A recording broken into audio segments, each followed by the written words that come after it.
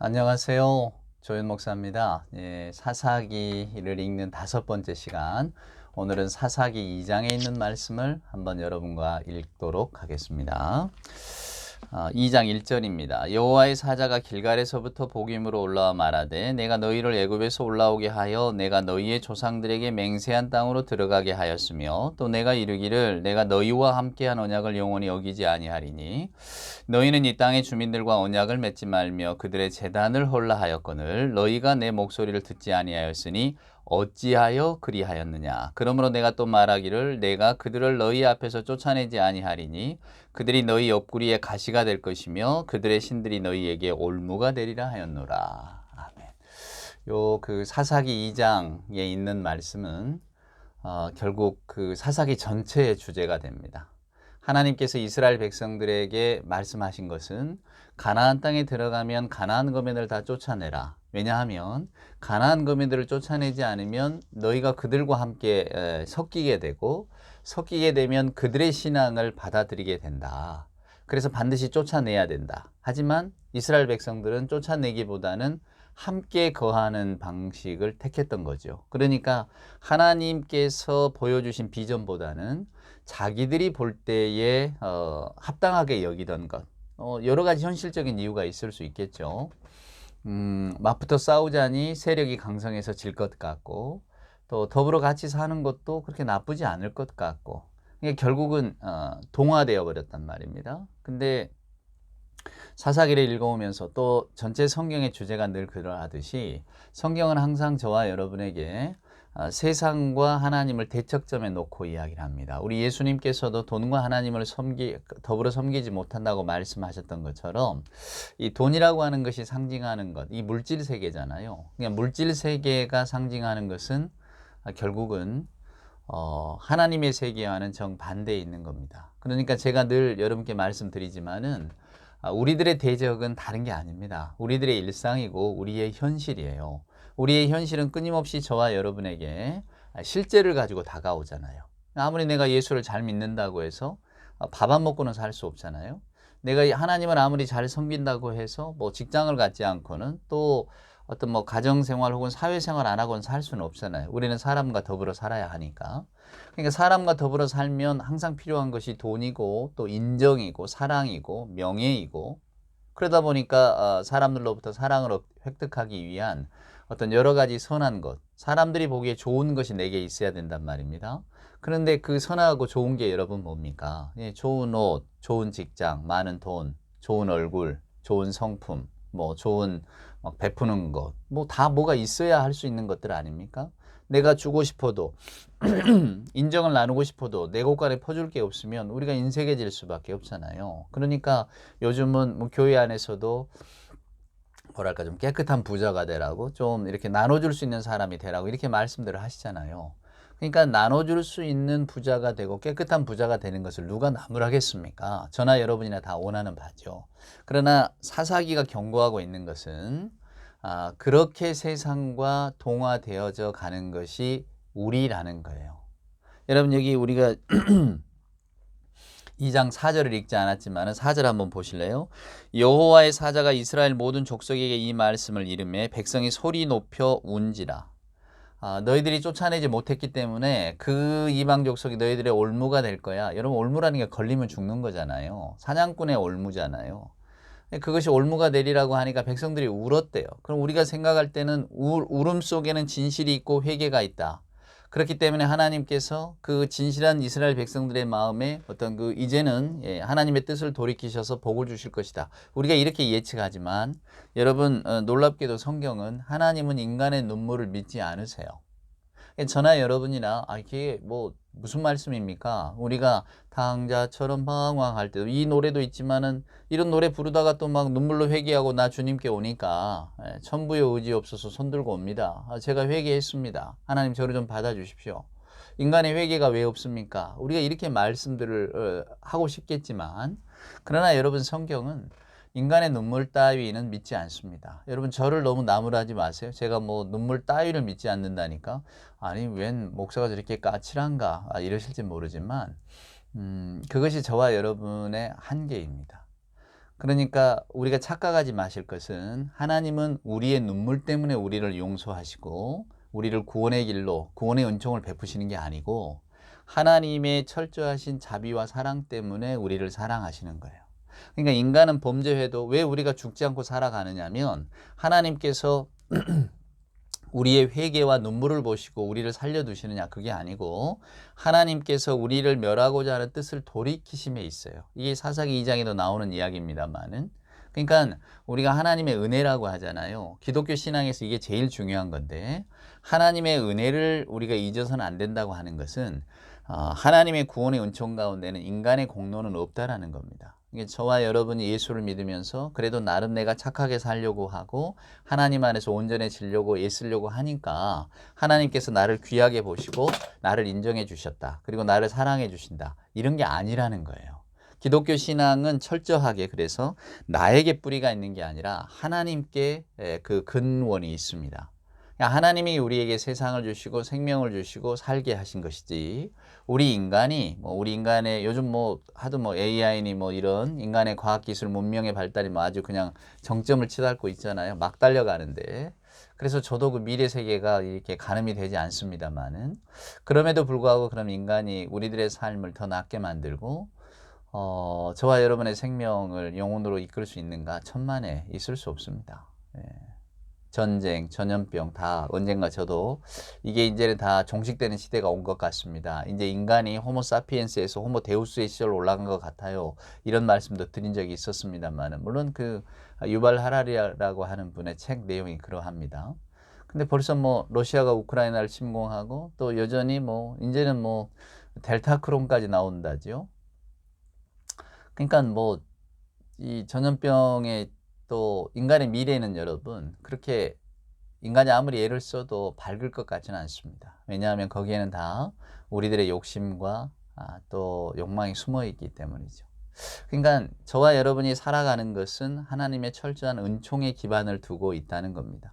이스라엘 백성이 울죠. 왜냐하면 사자로부터 이야기를 듣잖아요. 왜 너희가 하나님이 명하신 그 가나안 땅에 들어갔을 때 다 멸절하고 쫓아내라고 한 그 사람들을 받아들이고 함께 살았느냐. 그래서 하나님께서는 그들을 너희들에게서 절대로 제하여 주지 않으실 것이다. 이것은 너희가 하나님을 의지하기보다 현실을 더 크게 여기고 현실과 타협했기 때문에 하나님께서 그냥 내버려 두신다. 너희는 이것 때문에 평생을 고통받게 될 거야. 듣고는 너무 울었단 말이야. 하나님 왜 우리를 이렇게 징벌하십니까? 징계가 너무 심합니다. 이제 우리 그러지 않겠습니다. 눈물 속에는 그게 있지 않겠습니까? 근데 울고 나서 그대로 또 옛삶을 그대로 갖고 가는 거죠. 썩어져가는 구습을 쫓는 옛사람의 모습을 다시 입는 거죠. 이런 애가 좀 극단적이 될 수도 있겠습니다만은 왜 얼마 전에도 잠깐 또 신문지상에 나왔던데 그 대도라고 불렸던 조세형 씨 말입니다. 얼마나 떠들썩하게 회심했다 하고 선교사로 살겠다 했습니까? 예.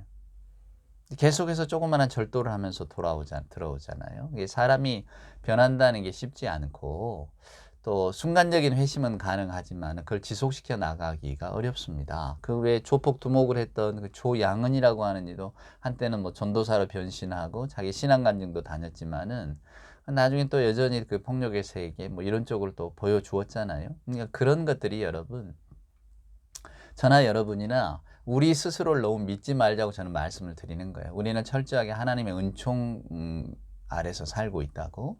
그래서 이 사사기 2장은 어쩌면 조금은 그 어두운 면을 우리에게 들려줍니다. 근데 그게 사사시대뿐만이 아니라 쭉 이스라엘의 역사에 더불어 가는 거예요. 그래서 여러분 우리에게 왜 예수 그리스도가 필요한가? 그것은 우리 스스로가 하나님의 구원의 백성으로서 살아갈 힘이 없기 때문입니다. 그만큼 우리가 세상과 항상 타협하고 세상에 대해서는 이기겠노라 큰 소리 치지만은 이기지 못하고 세상을 쫓아가는 그럼에도 불구하고 하나님은 여전히 우리를 사랑하시고 그리스도를 구주로 우리에게 허락해 주시는 그 놀라운 은총 가운데 우리가 살고 있는 거예요. 사사기를 읽는 이유도 그런 은총들을 알고 살아가고 또 나 자신을 알자는 겁니다. 그럴 때 우리가 하나님 앞에 더 엎드릴 수 있지 않겠습니까? 우리가 그냥 그럴듯한 모습으로 살아간다고 생각하는 순간 우리는 교만한 자가 되고 믿음 앞에서 진실하지 못한 자가 됩니다. 그러니까 가슴을 치며 회개하는 거 늘 필요하지만은 내가 가슴을 치고 회개했기 때문에 혹은 저 사람이 가슴을 치고 회개하는 걸 보니까 이제 진짜로 완전한 하나님 앞에서 새 사람이 될 것이다. 이렇게 생각하는 것은 우리들의 지나친 기대라고 하는 거죠. 자기를 죽이지 못하면, 그러니까 자기를 비워내지 못하면 우리는 하나님 앞에서 그리스도께서 하셨던 것처럼 순종할 수 없습니다. 즉 예수님의 겟세마네 동산, 아버지의 뜻대로 하시고 내 뜻대로 마옵소서라고 하는 그런 기도를 우리가 살면서 드릴 수 있겠습니까? 저는 그것을 소망합니다만은 아마 우리 중에 어떤 분도 그런 기도를 드리지는 못할 것입니다. 그럼 기도야 드릴 수 있겠지만 그것이 과연 우리들의 삶에 드러날 수 있을까요? 제가 그 어떤 목사님 한번 좋아했던 목사님 그 예를 한번 들려드렸던 기억 나십니까? 왜 사순절 기간에 이 목사님이 내가 침묵으로 기도해야 되겠다. 그래서 가족에게 선포를 하고 그냥 방 하나에 들어가서 이렇게 기도하고 뭐 하셨대잖아요. 네, 아마 사순일기는 아니었던 모양입니다. 지금 생각하니까. 그냥 하여간 그런 기간 동안에 일주일 동안 기도하겠다고 하나님 앞에 이렇게 서약을 하고 식구들에게 선포하고 기도를 했는데 마침 이제 그 사시던 집이 시골이라 그 아이가 아빠에게 밥을 주고 이 식사를 넣어야 되니까 식사를 들여다 주고 나가면서 문을 그냥 열고 갔나 봐요. 자기도 모르게 야, 문 닫아라, 모기 들어온다. 예, 일주일 단단한 마음으로 기도하겠다고 들어갔지만 모기 하나도 이기지 못한, 그게 여러분 우리들의 모습 아닙니까? 그러니까 당신도 그걸 진솔하게 글로 쓰는 거예요. 내가 이런 사람이라고. 맞습니다, 저는. 근데 그런 마음 속에 실은 하나님의 은총이 깃드는 것이지요. 오늘 이스라엘 백성들은 웁니다. 왜? 하나님의 말씀에 순종하지 못했기 때문에. 그런데 그 울음 다음에 그러면 그들의 순종이 나타났나요? 그러지 않아요. 여러분 한번 보세요. 자, 2장 한번 여러분 7절에 한번 가보세요. 자, 백성이 여호수아가 사는 날 동안과 여호수아 뒤에 생존한 장로들 곧 여호와께서 이스라엘을 위하여 행하신 모든 큰 일을 본 자들이 사는 동안에 여호와를 섬겼더라. 그러니까 여호수아와 그리고 여호수아 뒤에 생존한 장로들, 즉 하나님께서 뭐 요단강도 가르시고 같이 이렇게 인도하고 이런 것들을 본 사람들, 그런 사람들이 살아있는 동안에는 하나님을 섬겼지만은 그러면 그 이후로는 여러분 어떻게 됐겠습니까? 그 이후로는 순종하지 않았다 그 말이에요. 자, 한번 보세요. 11절 한번 가보실래요? 이스라엘 자손이 여호와의 목전에 악을 행하여 바알들을 섬기며 애굽 땅에서 그들을 인도하여 내신 그들의 조상들의 하나님 여호와를 버리고 다른 신들 곧 그들의 주위에 있는 백성의 신들을 따라 그들에게 절하여 여호와를 진노하게 하였으되 곧 그들이 여호와를 버리고 바알과 아스다롯을 섬겼으며. 그죠? 그 다음 구절도 계속 보면 여호와께서 이스라엘에게 진노하사 노략하는 자의 손에 넘겨주사 그들이 노략을 당하게 하시며 또 주위에 있는 모든 대적들의 손에 팔아 넘기심에 그들이 다시는 대적을 당하지 못하였으며 그들이 어디로 가든지 여호와의 손이 그들에게 재앙을 내리시니 곧 여호와께서 말씀하신 것과 같고 여호와께서 그들에게 맹세하신 것과 같아서 그들의 괴로움이 심하였더라. 이게 무슨 말씀이냐면 성경은 지속적으로 저와 여러분에게 이스라엘 백성들이 어떻게 해서 가나안 땅에서 힘들게 살게 되었는가, 그리고 이스라엘의 역사가 그 슬픔 속에 쭉 지속되는 역사잖아요. 근데 어떻게 그런 삶을 살게 되었는가를 우리에게 들려줍니다. 그것은 하나님이 명하신 말씀에 순종하지 않았어요. 여기 보면 말입니다. 우리 2장의 핵심이 어디 있냐면 2절을 한번 다시 보시면 너희는 이 땅의 주민과 언약을 맺지 말며 그들의 제단들을 헐라 하였거늘. 그러니까 그들이 이방신을 섬기는 제단을 헐라고 했는데 그 제단, 하나님께 우리가 예배할 때에 쌓는 성소 말입니다. 그러니까 이방신을 섬기는 그 제단들을 없애라고 그랬는데 못 없앴어요. 두려워서 그랬을 수도 있고 아니면 우리도 같이 더불어 섬기자 이랬겠죠. 그러니까 동화되어져 가 버린 겁니다. 그러니까 거기에서 어떠한 하나님에 대한 순수성을 발견하지 못하는 거죠. 그러니까 여러분 성경은 무슨 이야기를 하느냐면요.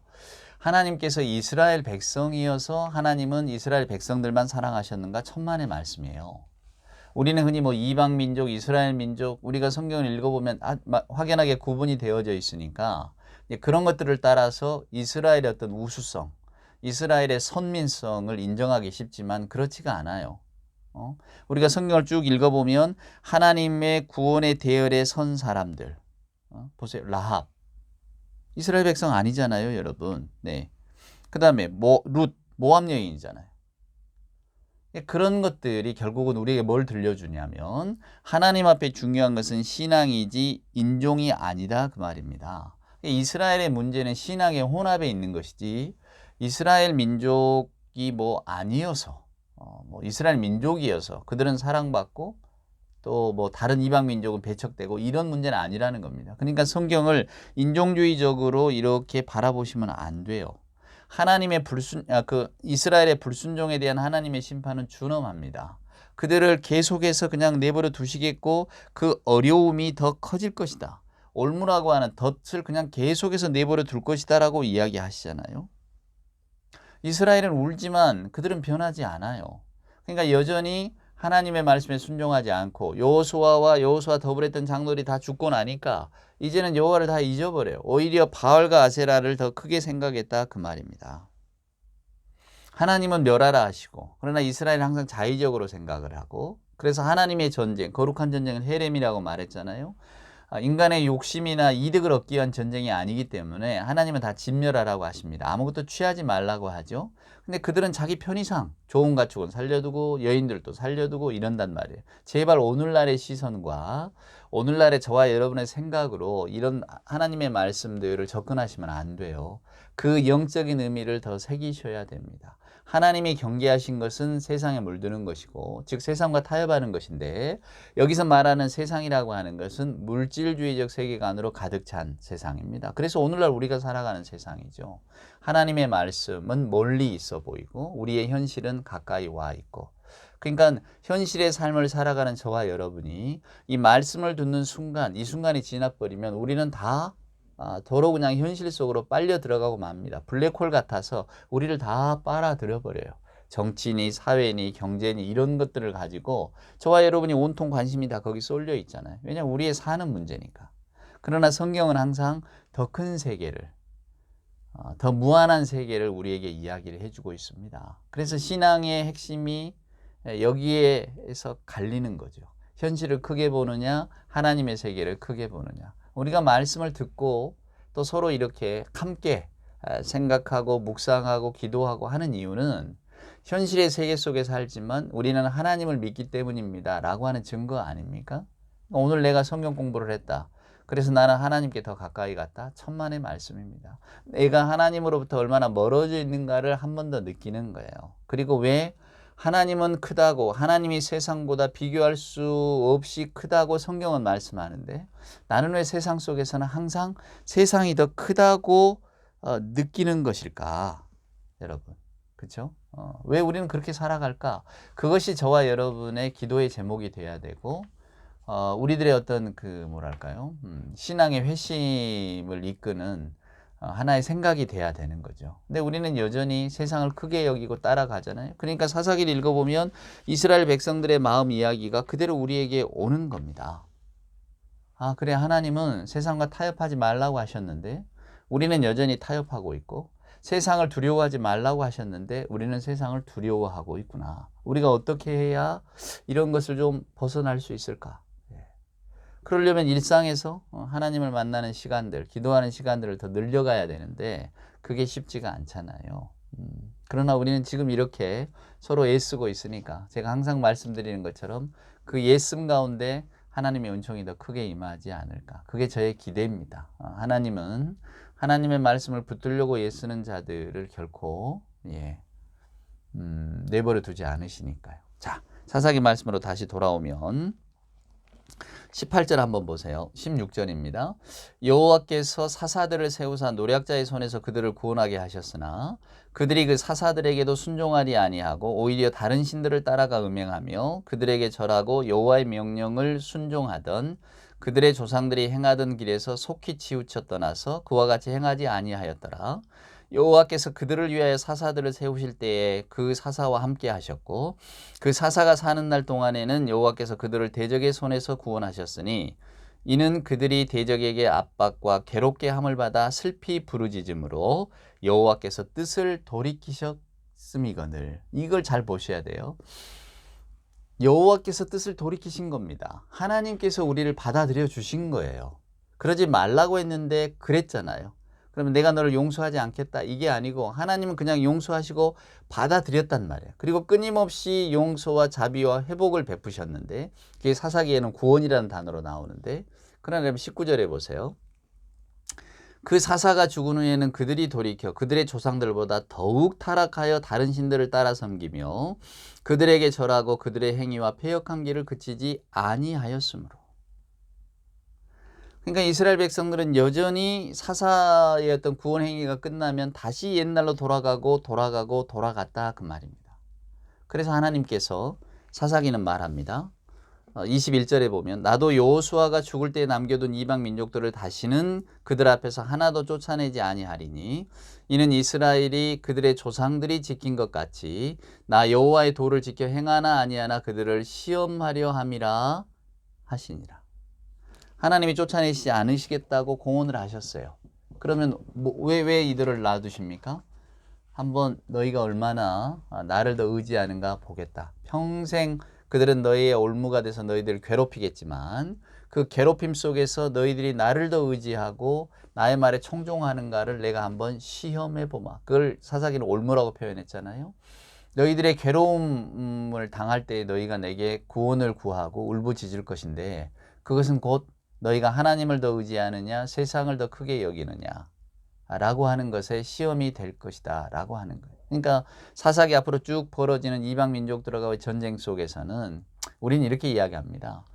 하나님이 역사의 주관자시잖아요. 맞습니다. 근데 왜 하나님께서는 이스라엘을 괴롭히는 사람들을 내버려 두셨을까? 그것은 결국은 우리의 하나님을 향한 철저한 순종과 신앙을 어쩌면 그냥 하나님께서 허락하시는 것? 그러니까 결국 이것을 우리들의 삶에 영적으로 돌이켜서 적용을 한다면 저와 여러분의 삶에도 끊임없는 어려움과 속상함이 덮치잖아요. 그러니까 우리 뜻대로 안 되는 걸 우리는 속상하다고 여기는데 그럴 때 하나님을 믿는 백성은 항상 하나님 앞에 엎드리죠. 하나님 이게 왜 제 뜻대로 되지 않을까요? 왜 제 삶이 제 의도대로 풀려지지 않을까요? 저에게 왜 이런 시련이 닥쳐올까요? 그러면서 우리들의 신앙을 돌아보고 우리의 삶의 현실을 보는 겁니다. 저는 사람의 어떤 그 생애 속에 하나님의 교훈이 다 숨어 있다고 생각합니다. 나이가 들어가면 들어갈수록 저희들이 할 수 있는 것들이 줄어들잖아요. 건강했을 때 아무렇지도 않았던 일들, 젊었을 때는 무시로 행했던 일들이 나이가 들어갈수록 그게 노화의 과정인데 어려워지잖아요. 그러다 보면 욕심도 줄어들고 또 뭐 내가 뭘 이루겠다고 하는 교만도 줄어들겠죠. 그러면서 점점 하나님께 더 가까이 다가가는 게 아닐까 그런 생각을 해봅니다. 그러니까 계절을 통해서 하나님의 은총을 느끼게 하시듯이 인간의 어떤 그 나이듦을 통해서 하나님께서도 끊임없이 저와 여러분에게 무언가 메시지를 주시는 것 같아요. 그것을 이제 깨달아 아느냐, 알고 하나님 앞에 더 가까이 가느냐, 멀어지느냐는 이제 우리들에게 달린 거죠. 자, 사사기 2장을 읽었습니다. 주저는 어둡습니다. 왜 이스라엘 백성들이 끊임없이 고통받고 살아가는가? 왜 이스라엘의 역사는 좀 아픈 역사가 반복이 되는가? 근데 성경은 분명하게 그 이유를 들려주고 있어요. 하나님의 말씀에 순종하지 않았기 때문이고 하나님께서는 그것들을 통해서 이스라엘을 더 온전하게 이끄시려고 이스라엘 가운데 그 어려움과 고통을 허락하셨다. 제거해 주지 않으셨다. 그것은 인간의 본성을 너무나 잘 아시기 때문입니다. 우리가 어떤 사람인지 하나님은 너무나 잘 알고 계시기 때문이에요. 부디 오늘 이 말씀이 저와 여러분의 삶을 돌아보게 하고 또 오늘 이 말씀을 우리 삶에 꼭 비추어 보는 거울로 삼아서 하나님 앞에 나 자신이 누구인가를 한번 곰곰이 생각하는 하루가 되었으면 좋겠습니다. 예. 다음 시간에는 이제 3장 본격적으로 사사들이 등장하는 이야기로 여러분을 만나도록 하겠습니다. 오늘 하루도 주 안에서 평안하시기를 기원합니다.